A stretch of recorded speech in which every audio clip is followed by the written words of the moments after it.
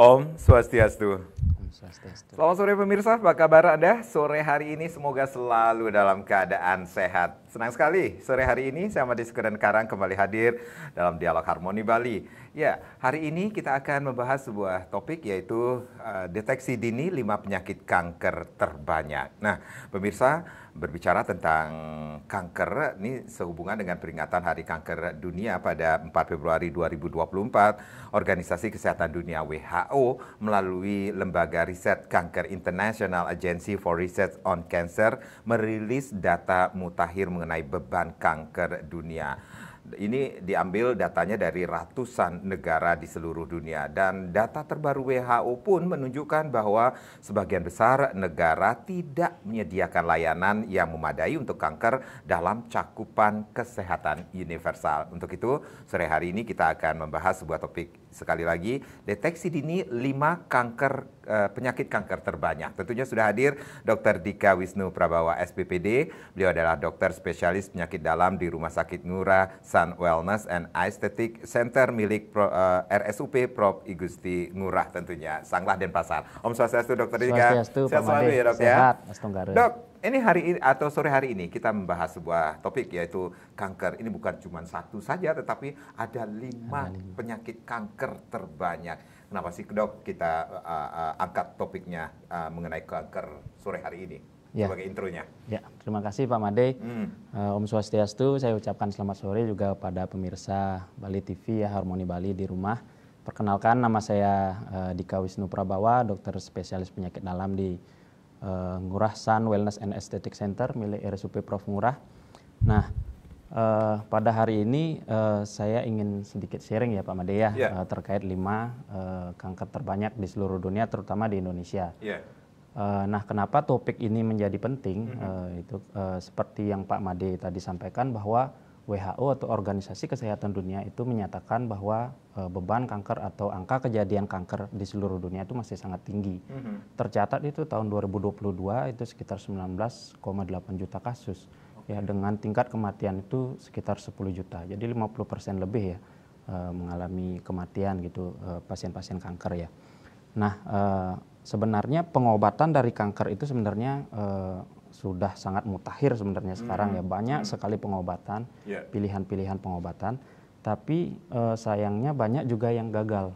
Banyak yang gagal karena kenapa? Karena pasien-pasien yang datang ke rumah sakit itu biasanya datang yang sudah bergejala. Artinya kalau kanker yang sudah bergejala itu artinya pasien itu sudah masuk dalam kondisi yang late stage atau tahap lanjut gitu ya, stadium lanjut.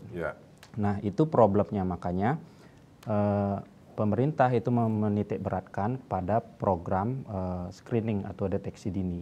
Seperti itu. Nah, itu pentingnya kita topik ini kita harus sampaikan sekaligus juga sosialisasi edukasi kepada masyarakat. Betul, ya, dok, ya? promosi kesehatan harus tetap berjalan seperti itu. Dok, ini banyak juga masyarakat yang belum begitu paham ya. Kalau setiap benjolan itu apakah ini mengarah ke kanker kah atau mengarah ke tumor kah? Nah, ini bagaimana cara kita membedakan antara kanker dengan tumor? Atau adakah jenis-jenis yang harus kita bedakan antara jenis tumor yang jinak atau ganas itu sendiri, dok? Oh ya, baik, sebenarnya ya per definisi dulu ya, artinya secara pengertian ini bagus dibahas dulu agar pemirsa di rumah juga satu persepsi gitu ya, satu pemahaman tentang apa sih kanker itu.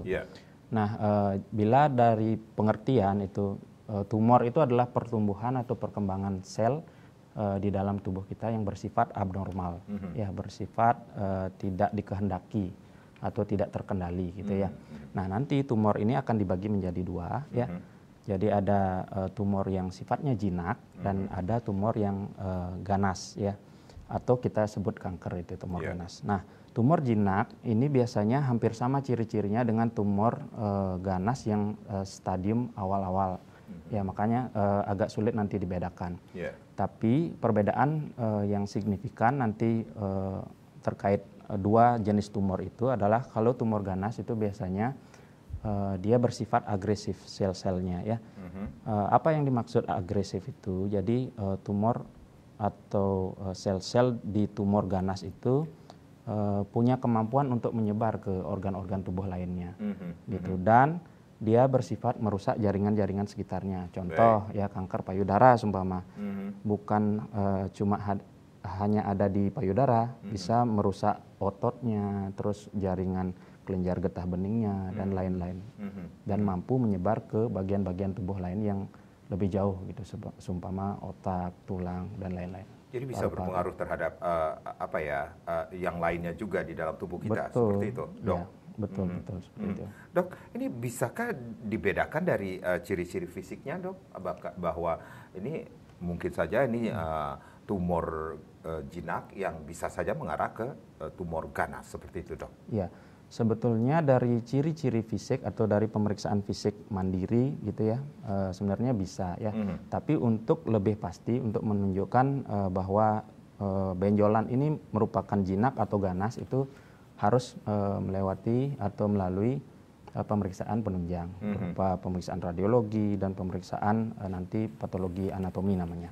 Nah, bagaimana sih cara membedakan tumor jinak dan tumor ganas dari pemeriksaan fisik saja gitu ya? Jadi kalau tumor jinak itu biasanya masih bisa kita gerakkan dengan mudah gitu ya, benjolannya itu. Benjolannya masih bisa kita gerakkan dengan mudah, tidak terlalu nyeri gitu ya. Terus tepi-tepi dari benjolan itu biasanya masih reguler atau masih halus dia tepi-tepinya. Kemudian jadi bisa kita raba, bisa kita pegang, bisa. Kemudian seperti yang dokter sampaikan tadi. Ya, itu khusus tumor atau benjolan yang berada di permukaan tubuh yang bisa kita periksa. Nah, sedangkan kalau tumor ganas yang sifatnya ganas, biasanya benjolan itu sulit kita gerakkan, ya, dia terfiksasi istilahnya ya di bagian tubuh tertentu, contohnya payudara seperti itu. Kemudian tepi-tepinya itu berbeda dengan tumor jinak. Biasanya pada tumor ganas itu tepinya bersifat irreguler atau tidak beraturan gitu ya. Kemudian ada perubahan kulit di atasnya, dan khasnya lagi kalau tumor ganas gitu ya, itu memiliki banyak pembuluh darah baru di sana yang sifatnya rapuh dia. Jadi karena rapuh dia akan mudah berdarah seperti itu.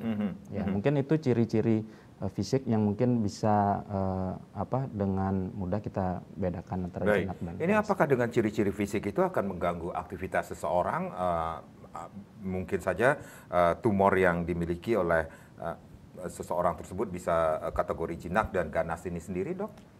Sebetulnya tumor yang sudah bergejala seperti itu, ya pasti nanti biasanya sudah menimbulkan komplikasi di organ-organ tertentu, organ-organ lainnya. Karena seperti yang saya katakan tadi, bahwa tumor yang sudah bergejala artinya kemungkinan kanker ini sudah pada kondisi yang late stage atau stadium lebih lanjut. Tentunya kalau seumpama sudah ada gejala-gejala tersebut, tentunya akan menurunkan aktivitas fisik, jadi lemas, nafsu makan menurun, berat badan turun, demam berkepanjangan seperti itu. Baik, itu yang harus diwaspadai oleh seseorang ketika terjadi benjolan pada daerah-daerah atau bagian tubuh seseorang seperti itu, Dok? Betul, ya. Artinya intinya jika ada kelainan apapun itu, kelainan entah benjolan, apapun, ya entah benjolan atau gejala apapun, sebaiknya disarankan untuk masyarakat itu berkonsultasi dengan tenaga medis yang lebih ahli. Gejala lainnya itu seperti apa sih, Dok? Dokter? Ya. Selain benjolan yang dimiliki oleh seseorang. Ya. Ya. Kalau berbicara tentang kanker ya, kanker itu kita bagi deh agar lebih gampang ya. Ada gejala umum gitu ya, ada gejala khusus. Nah, gejala umum yang muncul pada pasien-pasien kanker itu biasanya itu ada penurunan berat badan yang drastis ya, kemudian demam yang berkepanjangan tanpa ada sebab yang jelas ya, nafsu makan menurun, mual, muntah dan lain sebagainya. Itu gejala umum ya. Nah, ada juga gejala khusus. Nah, kalau gejala khusus ini nanti berkaitan dengan di mana letak tumor itu. Gitu. Contoh seperti tumor yang berada di saluran pencernaan gitu. Pasti dia nanti akan memiliki gejala gangguan dalam BAB atau BAK, kemudian tumor seumpama di paru-paru gitu, ada gejala seperti batuk, batuk darah, batuk lama gitu ya. Kemudian juga ada sesak nafas dan lain sebagainya. Gejala khusus itu terkait dengan jenis tumor itu dan letak tumor itu. Seperti itu. Jadi ketika seseorang yang datang dengan datang dengan kanker yang sudah bergejala ini sendiri, itu berarti bahwa ketika gejala tersebut muncul, mereka tidak begitu tanggap seperti itu kah, Dok? Ya mungkin inti permasalahannya mungkin terkait dengan kesadaran masyarakat ya untuk melakukan deteksi dini atau medical check up istilahnya gitu. Jadi kebanyakan budaya kita kan kalau seumpama sudah ada keluhan gitu, baru kita konsultasikan ke Ibaratnya dokter. kalau nggak sakit nggak akan ke dokter, Nggak seperti akan itu. ke dokter. Kayak Pak Made kan takut dengan dokter juga ya. jangan diomongin di sini dong. Ya seperti itu. Jadi budaya kita masih seperti itu. Nah kalau kita bandingkan ya, kebetulan Rumah Sakit Prof Ngurah, rumah sakit tempat saya bekerja gitu ya. Jika kita bandingkan dengan rumah sakit yang kita ajak bekerja sama, kebetulan kita bekerja sama dengan rumah sakit center di Korea yang menangani masalah medical check up gitu ya. Jadi perbedaannya adalah kesadaran masyarakat di sana sangat tinggi gitu. Baik, tentang kesehatan. Ya, perharinya itu sangat banyak pasien untuk melakukan medical check up gitu. Dan perbedaannya adalah pemerintah juga menganjurkan medical check up itu dan di cover oleh asuransi kesehatan nasionalnya mereka gitu. Sedangkan kita mungkin di Indonesia masih belum sejauh itu ya.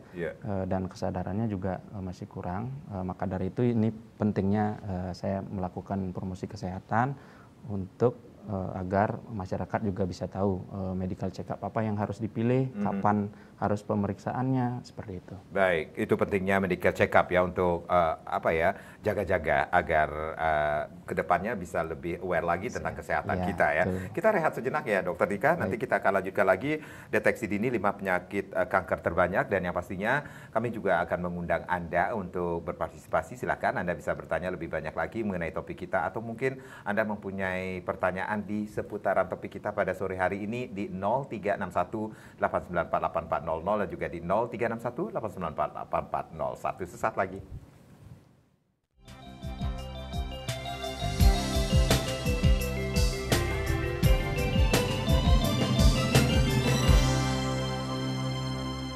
Terima kasih Anda yang baru saja bergabung bersama kami. Deteksi dini 5 penyakit kanker terbanyak. Masih kita bahas, masih bersama Dr. Dika Wisnu Prabawa SPPD. Beliau adalah dokter spesialis penyakit dalam di Rumah Sakit Ngurah Sun Wellness and Aesthetic Center milik RSUP Prof Ngurah, Sanglah Denpasar tentunya.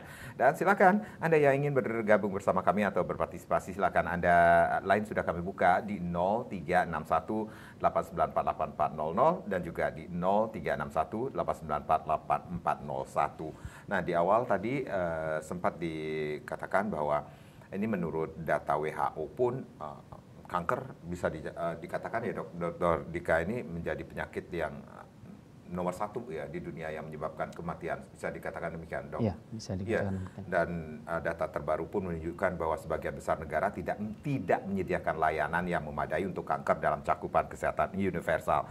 Nah, Dokter Dika juga sempat mengatakan ketika mereka sudah mengalami gejala, bahkan banyak yang datang dengan kanker yang sudah bergejala, seperti itu, Dok, ya. Betul.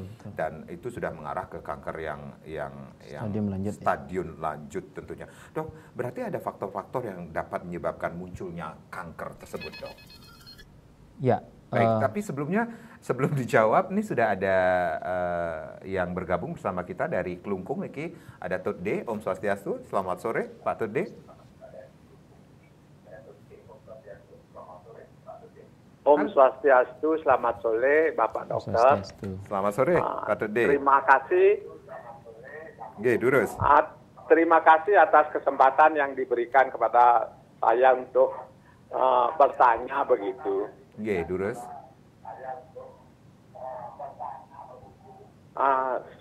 Saya punya istri ya, riwayat kesehatannya. Dulu waktunya dia masih masuk di tingkat SMA ya, dia pernah menderita yang disebut secara Bali itu 7 rantai di lehernya itu sudah dioperasi, terdapat 3 butir sebesar guli itu, terdapat 3 benjolan itu sudah diangkat kan gitu. Nah, setelah itu sekarang kira-kira 10 tahun yang lalu, nah di jidatnya itu timbul lagi benjolan sebesar guli gitu. Ya, sudah juga diangkat kan itu katanya apa tuh forental gitu istilahnya. Saya enggak mengerti. Nah, sekarang 3 hari yang lalu, sekarang umur istri saya itu udah 75 tahun gitu. 75 tahun. Oke, baik. Timbul lagi benjolan di bawah telinga di kiri, di bawah rahang itu di leher sebelah kiri.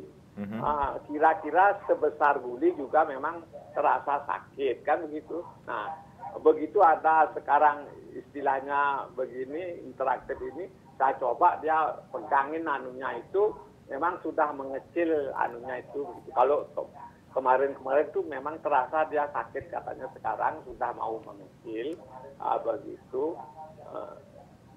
Bagaimana kira-kira mengatasi hal ini? Apakah ini termasuk kanker atau tumor? Terima kasih. Ya, sebentar Pak Tode sudah membawa istrinya ke layanan atau pelayanan kesehatan, ke dokter atau ke rumah sakit Pak Tode dengan kondisi 3 hari yang lalu yang sudah ada benjolan di rahang atau di leher Nika? Memang sekarang kan masih sibuk dalam rangka ngodalin ini begitu. Memang belum sempat lah membawa ke rumah sakit. Nah, apakah itu perlu dibawa? Karena sekarang begini, benjolannya itu sudah mau mengecil begitu. Sudah agak lembek begitulah. Kalau 2 hari yang lalu itu sampai kemarin aja masih dia agak kental gitu. Sekarang udah mengecil gitu. Udah lembek seperti itu. Yang 3 hari yang lalu sebesar guli, sekarang ya masih kira-kira sebesar sebesar batu kacang tanah begitu. Oke, baik.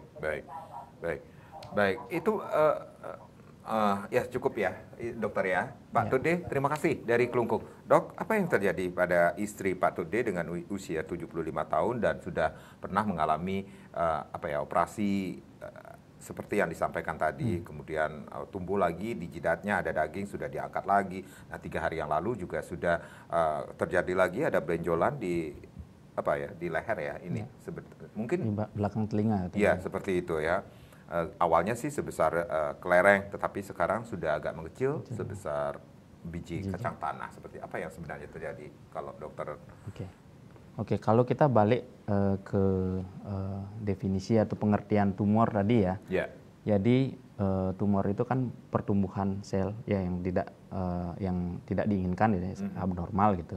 Intinya benjolan di seluruh tubuh yang tidak normal itu bisa disebut tumor. Jadi istri dari Pak Tode ini sudah masuk definisi tumor gitu ya. Tapi jangan panik dulu, tumor itu kan masih dibagi menjadi 2 ya, tumor jinak dan tumor ganas. Jadi kalau berdasarkan deskripsi yang Pak Tode tadi sampaikan, itu kemungkinan benjolan ini atau tumor ini masih bersifat jinak gitu ya. Karena mungkin pembesaran dari benjolan itu tidak terlalu cepat gitu ya, tidak terlalu cepat, dan mungkin yang disampaikan muncul benjolan lagi di beberapa tempat itu mungkin adalah proses bukan penyebaran gitu dari tumor yang sebelumnya yang disebutkan di leher itu, bukan penyebaran gitu. Tapi ini sebenarnya pentingnya tadi Pak Tode bilang apakah perlu ke dokter atau tidak kan gitu. Nah, seperti yang tadi saya sampaikan, apapun nanti masalahnya, entah itu apalagi ada benjolan seperti itu ya, mesti dibawa atau diperiksakan ke dokter spesialis atau tenaga medis yang lebih ahli. Karena di sanalah beliau-beliau itu yang nanti tahu apakah benar benjolan ini nanti mengarah ke tumor yang jinak atau ganas. Ya, kemudian nanti setelah diperiksa nanti akan diputuskan untuk melakukan pemeriksaan penunjang nanti agar pasti tahu, agar tidak mengira-ngira nanti di rumah sendiri seperti itu. Seperti itu sih pentingnya. Ya, jadi ini bukan berbicara tentang penyebaran ya dok ya. Awalnya sih Pak Dode mengatakan ini terjadi ketika istri beliau pada saat SMA ya kali ya, sudah ada benjolan di leher, kemudian sudah diangkat, kemudian tiba-tiba muncul lagi di jidat. Nah sekarang sudah diangkat juga, kemudian sekarang muncul di belakang telinga atau di sebetulnya leher itu. Ya itu pentingnya nanti konsultasi ke dokter karena nanti akan dievaluasi lebih detail lagi. Apakah ada riwayat penyakit sebelumnya atau riwayat keluarga dengan tumor semacam itu, dan riwayat pengobatan atau medical check up yang pernah dilakukan oleh istri Pak Dode. Ya, ini mungkin himbauan juga kepada Pak Dode setelah upacara, banyak sekali nih upacara-upacara yang terjadi di Bali Niki sendiri. Ini sesegera mungkin ya melakukan pengecekan ke pelayanan kesehatan. Betul. Ini mungkin ada hubungannya dengan pertanyaan tadi yang sempat tertunda dengan pertanyaan Pak Dode Niki sendiri. Berarti ada faktor-faktor yang juga harus kita ketahui dapat saja menyebabkan munculnya kanker seperti itu, dok? Betul. Jadi kalau berbicara tentang kanker ya, faktor-faktor resiko itu sebenarnya ada banyak. Kalau kita berbicara dengan tentang kanker, kita tidak berbicara penyebab karena penyebab itu pasti tidak diketahui dengan pasti kalau kanker itu. Kita berbicara tentang faktor resiko. Nah, faktor resiko kanker itu ada faktor yang tidak dapat dimodifikasi dan ada yang bisa dimodifikasi gitu ya. Apa saja itu? Jadi faktor yang tidak bisa kita modifikasi itu ya faktor keturunan ya. Kalau keturunan ya mau gimana lagi ya. Sudah Tuhan memberikan tubuh seperti ini gitu ya. Nah, kalau faktor-faktor yang tidak dapat dimodifikasi itu malah dia lebih banyak berperan untuk munculnya kanker itu. Contohnya apa? Contohnya kebiasaan merokok, ya, alkohol, minum alkohol berlebih ya. Kemudian makanan-makanan, minuman yang tidak sehat. Apa saja itu yang tidak sehat? Ya, makanan yang mengandung pengawet buatan gitu. Kemudian pewarna-pewarna buatan ya, yang junk food, fast food itu. Kemudian ada faktor radiasi, infeksi, dan ternyata faktor psikis pun juga berperan penting dalam munculnya atau perubahan sel normal kita menjadi sel kanker seperti itu. Baik. Nanti kita akan bahas lagi tentang, nah ini sesuai dengan topik kita yaitu deteksi dini 5 penyakit kanker terbanyak. Nah, penyakit kanker apa saja dan mengapa program screening itu sangat penting. Nanti kita bahas ya dok ya. Kita akan kembali sesaat lagi.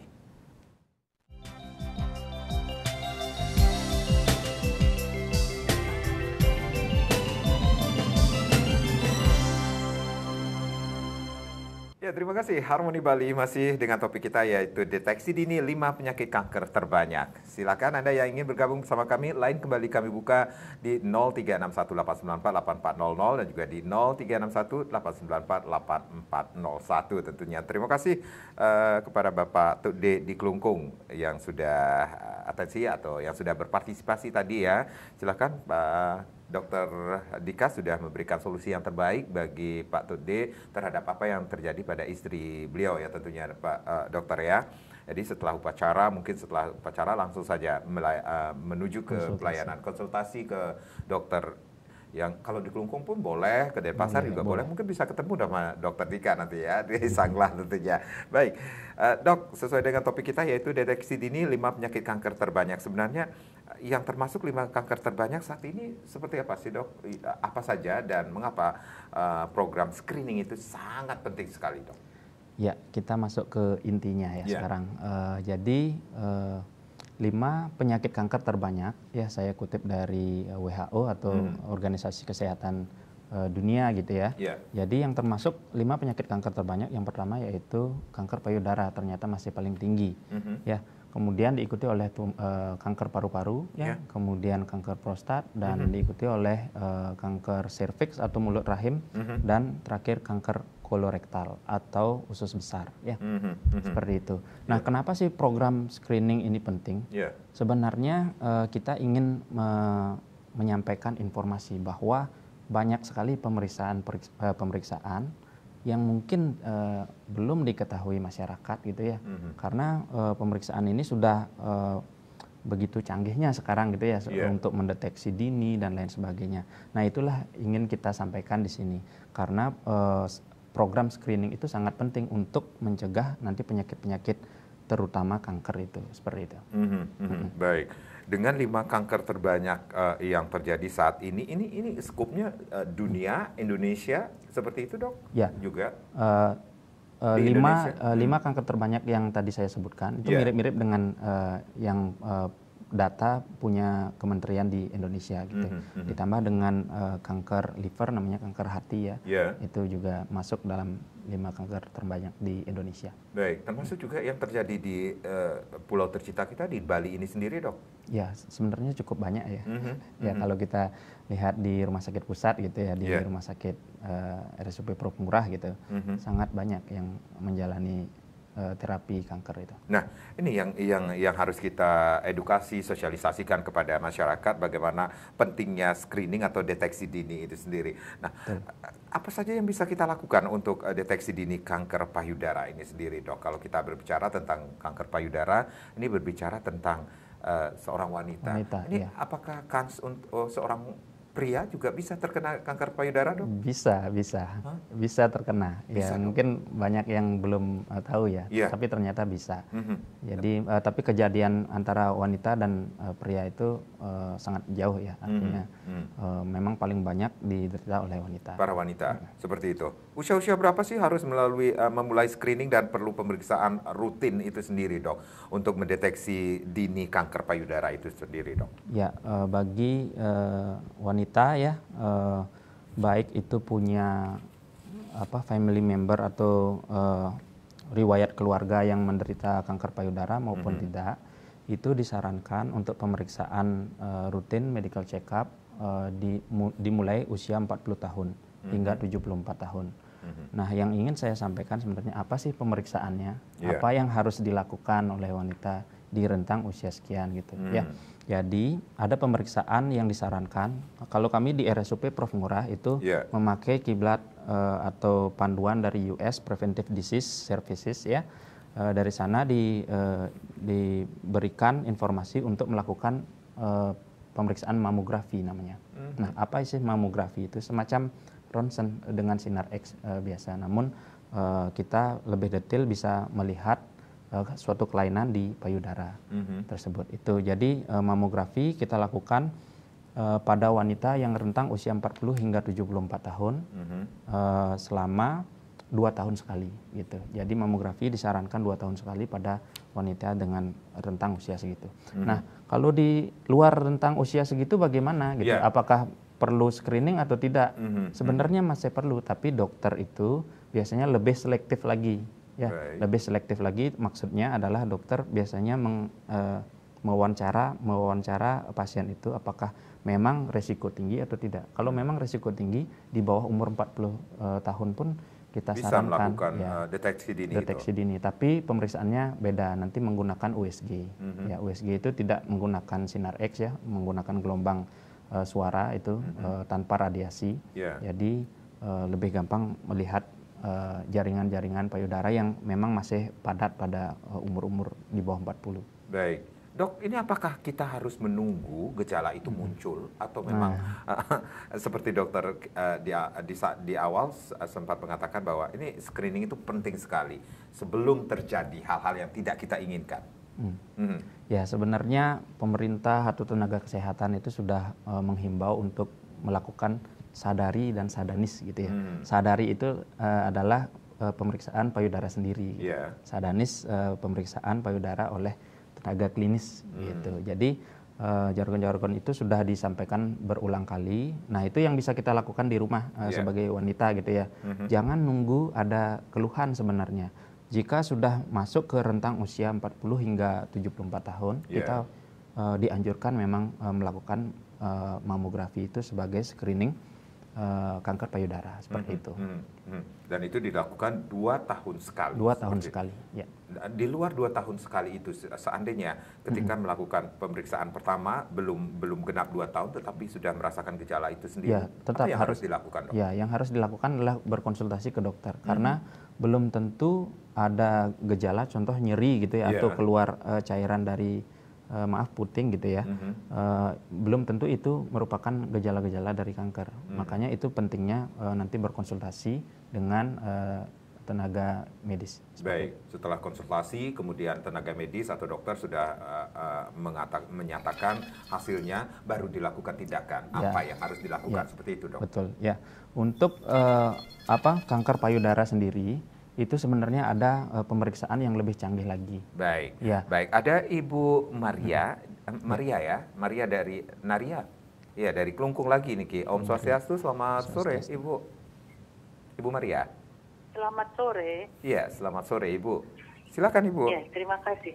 Ya, bapak saya ada sekitar tahun 98 meninggal karena kanker di nasofaring. Itu saya sudah berumur sekitar SMA kelas 2. Itu tahun berapa, Bu? Tahun 98. Oh iya, 98. Baik. Ya. Apakah kami anak-anak ini bisa menderita kanker seperti itu, atau mungkin ada kanker-kanker yang lain, mungkin turunan atau bagaimana, dokter? Mohon penjelasan. Karena itu jadi pada kami sudah besar. Ya, baik. Terima kasih. Ibu saat ini usianya berapa? Maaf Ibu. Saya berusia 43. 43 ya. Baik, Ya. baik. Jadi kekhawatiran Ibu, apakah itu bisa menurun kepada anak-anaknya dari Bapak, apa yang Bapak alami, seperti itu ya Bu ya? Ya, baik. Terima kasih Ibu Maria dari Klungkung. Terima kasih Ibu Maria atas pertanyaannya ya. Jadi yang sebelumnya saya sempat sampaikan tentang faktor risiko. Ada faktor risiko yang tidak dapat dimodifikasi dan dimodifikasi ya. Nah ini kan yang dikhawatirkan oleh Ibu Maria adalah apakah nanti akan diturunkan ya. Nah berdasarkan penelitian yang ada sebenarnya timbulnya kanker oleh karena keturunan itu sangat kecil sebenarnya. Cuma 10-15%. Baik. Di atas itu artinya yang lebih besar menimbulkan perubahan sel normal kita menjadi sel kanker itu adalah faktor yang didapat gitu. Contohnya yaitu tadi makanan yang gaya hidup dan lain sebagainya, radiasi dan lain sebagainya. Itu. Nah, yang saya sarankan kepada Ibu Maria adalah melakukan medical check up ya rutin, karena apalagi sudah ada family member atau riwayat keluarga yang menderita kanker nasofaring seperti itu. Ya. Kemudian tetaplah menjaga faktor-faktor risiko yang bisa dikendalikan tadi. Gitu. Contoh makanan-makanan harus dijaga gitu ya, jangan yang pengawet, fast food dan lain sebagainya. Jangan merokok atau hindari perokok pasif, kan gini juga beresiko juga, hindari asap rokok, kemudian alkohol dan lain sebagainya. Itu yang bisa saya sarankan, dan kemudian lakukan pemeriksaan medical check up. Baik, menjaga tetap pola hidup sehat seperti itu ya Dok ya. Dan ini kekhawatiran dari, bukan hanya ini, mungkin Ibu Maria juga mewakili dari masyarakat yang lainnya ya. Ketika orang tuanya meninggal karena case atau kasus kanker. Itu menjadi pertanyaan, apakah nanti saya bisa terkena apa enggak, seperti itu ya Dok ya. Betul. Baik, sudah ada penelpon berikutnya, ada Pak Ngurah niki. Om Swastiastu, selamat sore Pak Ngurah dari Batu Bulan niki. Swastiastu. Swastiastu, Dokter Dika. Iya, silakan Dokter Pak Ngurah. Yang di rumah niki, kami keluarga dengan kanker paru. Kakek tiang, paman tiang yang anak pertama dari kakek ini meninggal juga kanker paru. Istrinya kakek juga, jadi neneknya tiang juga meninggal kanker paru. Baru-baru ini paman tiang yang kedua juga, anak kedua dari kakek juga kanker paru. Jadi tiang kok jadi khawatir nih Ki. Apakah sekuat nih ya pengaruh keturunan dalam kanker di keluarga kami? Padahal keluarga kami tidak minta merokok, Dokter Dika.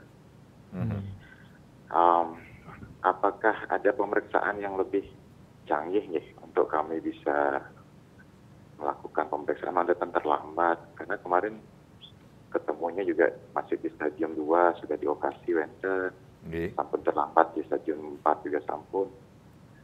Jadi kami ketakutan sendiri jadinya sekarang kalau dengan kondisi seperti ini ada nggak pemeriksaan khusus nanti yang bisa kita lakukan untuk kita bisa mengetahui lebih awal seperti itu. Lebih awal,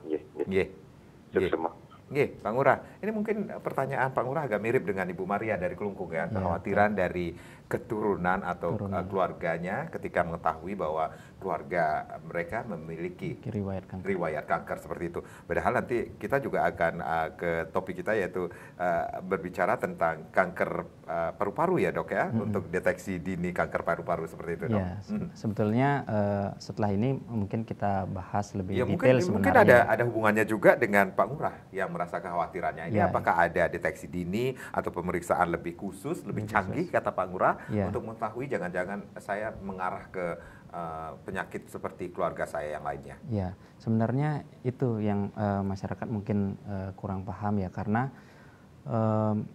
teknologi sekarang sudah sangat berkembang sekali untuk mendeteksi penyakit apapun termasuk kanker itu sudah banyak sekali dikembangkan ya. Termasuk kanker paru-paru yang dikhawatirkan oleh Pak Ngurah. Betul. Jadi untuk kanker paru-paru sendiri itu direkomendasikan oleh US Preventive Disease Services itu menggunakan alat CT scan ya.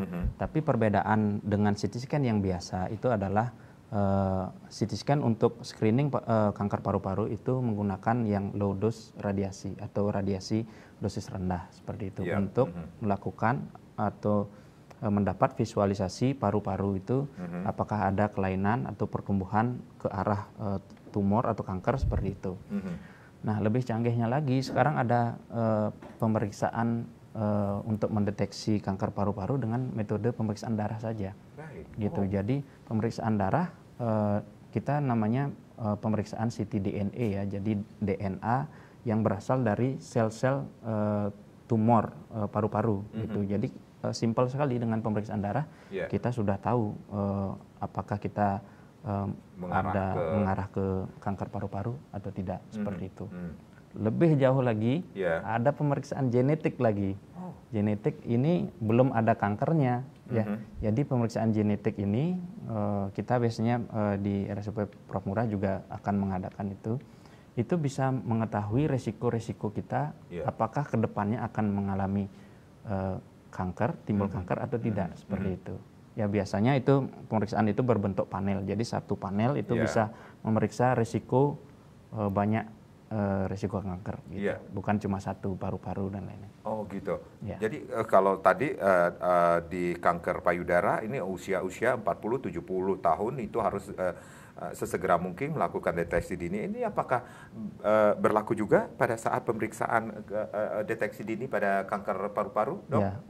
Usia-usia? Di paru-paru mungkin agak sedikit berbeda, tapi tidak jauh berbeda ya. Di angka 45 sampai 75 seperti itu. Jadi kalau payudara kan mulai umur 40 sudah disarankan ya. Kalau pada screening kanker paru-paru itu di usia 45 sampai 75. Tapi pada yang pasien-pasien dengan high risk atau risiko tinggi. Contohnya merokok banyak gitu ya. Jadi satu pak selama 20 tahun seperti itu yang dimaksud risiko tinggi. Kemudian dengan risiko risiko riwayat penyakit keluarga juga. Ya itu kalau yang dialami oleh keluarga Pak Ngurah. Pak Ngurah itu memang disarankan untuk melakukan medical check up untuk kanker paru-paru. Dan itu sudah ditangani di rumah sakit Prof Ngurah dengan CT scan atau radiasi rendah, kemudian pemeriksaan darah dan juga pemeriksaan genetik, Dok? Ya, nanti kita akan adakan itu karena rumah sakit yang sekarang dibangun oleh RSUP Prof Ngurah kemungkinan operasionalnya baru di bulan Agustus kurang lebih. Baik. Ini lebih canggih lagi nih untuk mengetahui kemungkinan terjadinya hal-hal yang tidak kita inginkan ke depan dengan resiko keluarga tersebut, ke garis keturunan itu sendiri ya Dok ya. Dokter Dika, kita rehat kembali, nanti kita akan lanjutkan lagi. Pemirsa, kami akan kembali tapi tentunya setelah yang berikut ini.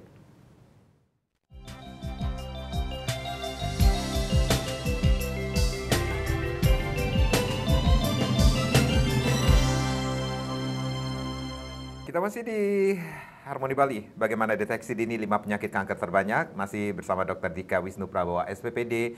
Dia adalah dokter spesialis penyakit dalam di Rumah Sakit Ngurah Sun Wellness and Aesthetic Center milik RSUP Prof. Ngurah Sanglah Denpasar. Dok, tadi ada yang menarik sekali dok, ketika Pak Ngurah mengatakan ada nggak sih pemeriksaan lebih canggih lagi, lebih khusus lagi. Nah ternyata ada hal tersebut bisa dilakukan di Rumah Sakit Prof. Ngurah Niki sendiri. Ini dengan pemeriksaan lebih canggih ini sendiri, ini bisa berlaku juga nggak terhadap deteksi dini terhadap penyakit atau kanker payudara dok? Di payudara ya? Iya. Oke, mungkin tadi sempat terpotong ya di payudara, bahwa yang ingin saya sampaikan ternyata ada juga pemeriksaan yang lebih canggih, yaitu pemeriksaan genetik yang tadi saya sempat saya sampaikan itu. Nah, biasanya untuk kanker payudara kita sarankan untuk pemeriksaan BRCA namanya ya. Kalau orang-orang menyebutnya itu BRCA1, BRCA2 gitu. Nah, dengan pemeriksaan itu kita bisa mengetahui apakah ada perubahan-perubahan genetik di tubuh kita yang nanti kalau memang ada gitu, nanti akan kita tahu resiko kedepannya itu apakah ada resiko terjadi kanker payudara atau tidak. Seperti artis terkenal sebenarnya, artis Hollywood ya terkenal sekali, dia memeriksakan BRCA1, BRCA2 ini. Jadi secara genetik dia positif, tapi memang belum ada kankernya.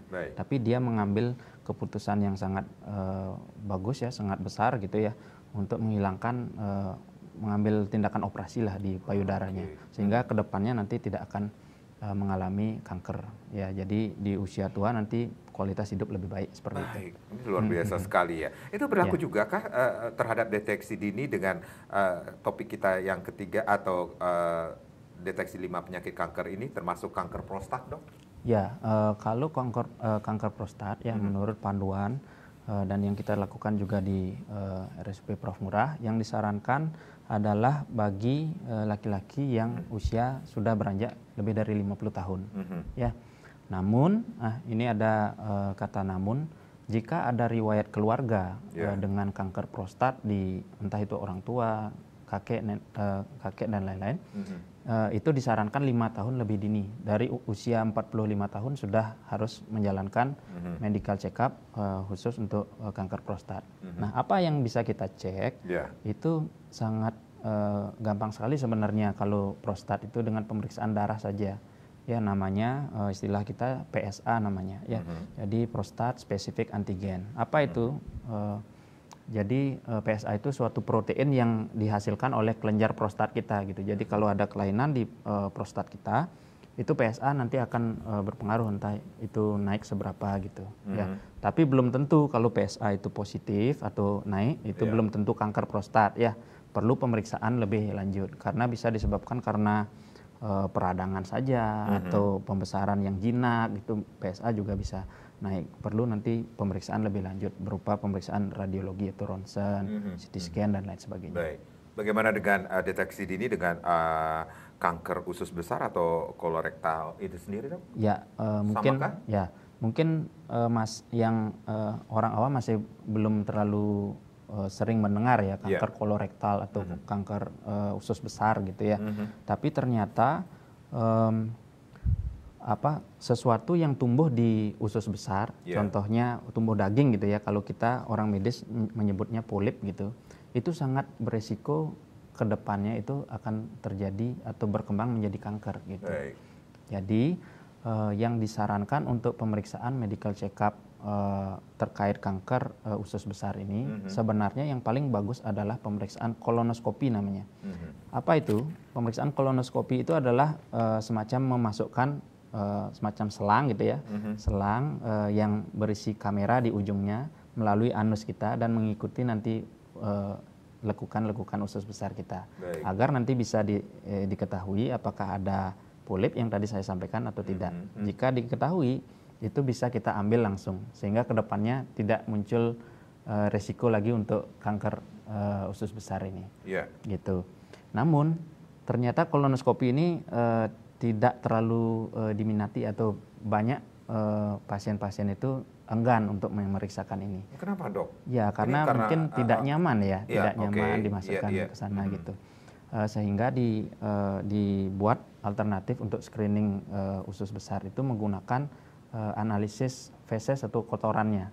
Ya, jadi itu untuk mengetahui apakah ada darah di kotoran atau tidak yang tidak terlihat dari kasat mata ya. Baik. Gitu. Jadi kita periksakan di laboratorium karena itu tanda-tanda awal terjadinya kanker kolorektal ini atau usus besar. Seperti itu. Baik, itu yang harus yang banyak dilakukan oleh masyarakat umum ketika deteksi dini untuk melakukan deteksi dini kanker usus besar itu sendiri. Nah, ini yang menjadi pertanyaan kita banyak sekali. Beberapa tahun yang lalu kita dikejutkan dengan pesohor kita, public figure kita akhirnya meninggal dunia karena kanker serviks seperti itu, Dok. Iya, ini juga deteksi dini yang harus dilakukan oleh para wanita ya, Dok ya, khususnya untuk mengetahui. Ya, sebenarnya mungkin untuk kanker serviks sudah mungkin familiar sekali ya di masyarakat ya. Jadi memang suatu problem utama juga untuk menekan angka kejadian kanker serviks.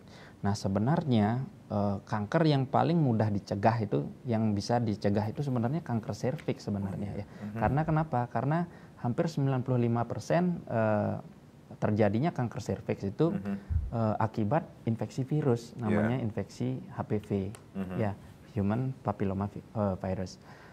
Kemudian, tapi sayangnya cakupan untuk mendeteksi wanita-wanita yang terinfeksi virus ini masih lumayan rendah gitu. Makanya berhubungan dengan kejadian kanker serviks yang masih tinggi seperti itu.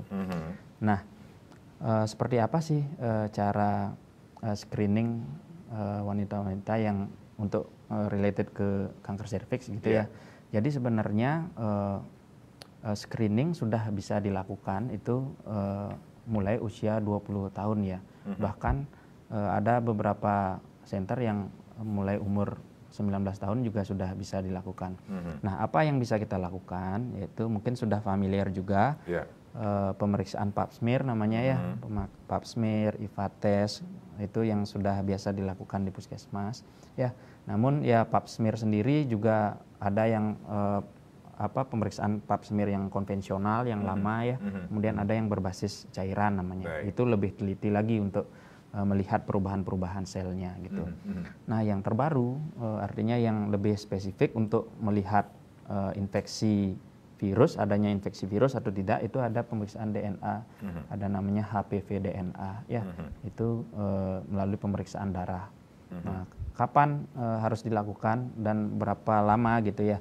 Jadi untuk HPV DNA itu disarankan setiap 5 tahun sebenarnya ya. Untuk pap smear itu disarankan 3 tahun sekali, kecuali memang yang memiliki risiko tinggi, contohnya sangat aktif berhubungan seksual ya karena pekerjaan dan lain sebagainya, atau memang punya riwayat kanker serviks, itu disarankan lebih banyak, artinya setiap 1 tahun sekali sudah pap smear untuk mendeteksi itu. Dok, dengan perbincangan kita pada sore hari ini, edukasi, sosialisasi apa yang harus dilakukan dari pelayanan kesehatan atau dokter sendiri untuk menekan agar terjadinya penyakit kanker ini tidak ya bisa dikatakan ditekanlah deteksi dini 5 penyakit kanker terbanyak ini sendiri, Dok. Ya, sebenarnya itu yang inti yang ingin kita sampaikan ya. Jadi banyak masyarakat memang masih berpaku kepada bila muncul keluhan itu baru melakukan check up atau pemeriksaan ke dokter. Nah, coba kita perlahan akan balik gitu ya. Jadi sebelum adanya gejala sebaiknya melakukan pemeriksaan medical check up rutin ya. Jadi saran saya tetaplah sehat di masa muda gitu ya, hingga nantinya di masa tua akan lebih nikmat. Baik, jaga kesehatan, kemudian deteksi dini, check up itu sangat penting sekali agar tidak terjadi hal-hal yang tidak kita inginkan di masa tua kita. Terima kasih Dr. Dika. Saya Made Sekarang, terima kasih. Kita berjumpa lagi di lain kesempatan. Sampai jumpa. Om Santi Santi. Om Santi Santi Santi.